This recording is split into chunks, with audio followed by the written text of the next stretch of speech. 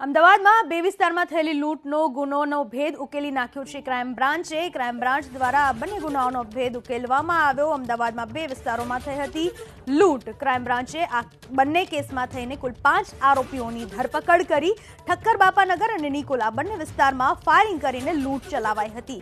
બે વિસ્તારમાં ધોળે દિવસે ફાયરિંગ કરીને લૂંટની ઘટના બની હતી। ઠક્કર બાપાનગર 4 રસ્તા પાસે આવેલી ગાયત્રી ટ્રેડર્સ નામની દુકાન પર બપોરે 3:30 વાગ્યાના અરસામાં ચડી આવેલા 3 શખ્સોએ ફાયરિંગ કરી લૂંટની ઘટનાને અંજામ આપ્યો હતો।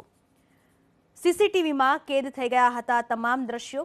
લૂંટારૂ કોઈપણ જાતના ડર વગર જ પોતાની પાસે રહેલ હથિયાર બતાવી વેપારી પાસેથી પૈસા પડાવી ગયા હતા। ત્રણેય લૂંટારૂ 1 મિનિટ 20 સેકન્ડ સુધી દુકાન પર રહ્યા હતા અને બાદમાં એક બાઇક પર ટ્રિપલ સવારીમાં ફરાર થયા હતા।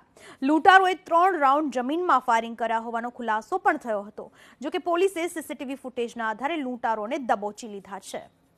કેડી કેટરર્સ ખાતે જે આ લૂંટમાં સંડોવાયેલા છે, જે સત્યેન્દ્રસિંહ બ્રિજપાલસિંહ ગોર, રાજવીરસિંહ બ્રિજપાલસિંહ ગોલ અને સુકેન્દ્રસિંહ નરોરિયા, આ ત્રણને અમે 5 તારીખના રોજ ઝડપી લીધા। બ્રિજપાલસિંહ ગોર એ રિક્ષા પણ ચલાવતો હતો અને છૂટક તમામ જગ્યાએ સામાન પણ આપવા જતો હતો। આ સામાન આપવા આ બધાને નુકસાન કરેલું છેલ્લા 1.5 વર્ષમાં 2-4 લાખ રૂપિયાનું। અને જે સુકેન્દ્રસિંહ છે એને જુગાર રમવાની ટેવના હિસાબે એને બી રૂપિયાનું નુકસાન થયું હતું। એટલે આ લોકોએ નક્કી કર્યો પ્લાન કે આપણે કોઈ દુકાનમાં ચોરી કરી લૂંટ કરીએ અને મેળવીએ।